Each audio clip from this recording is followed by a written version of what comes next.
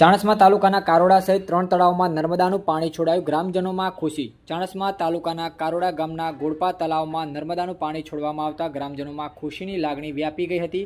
ઉપરાંત જસલપુર અને રામ તલાવણીમાં પણ નર્મદાનું પાણી છોડવામાં આવ્યું હતું, જેના કારણે આસપાસના ખેડૂતો અને ગ્રામજનોને મોટી રાહત મળી છે। આ પ્રસંગે જિલ્લા પંચાયતના પ્રમુખ ભાવિકભાઈ પટેલના પ્રયત્નો અને જહેમતથી 3 તળાવોમાં પાણી છોડવામાં આવ્યું હોવાનું ગ્રામજનોએ જણાવ્યું હતું। કાર્યક્રમ દરમિયાન વિનયસિંહ ઝાલા, અશ્વિનભાઈ પટેલ સહિત અન્ય હોદ્દેદારો પણ હાજર રહ્યા હતા।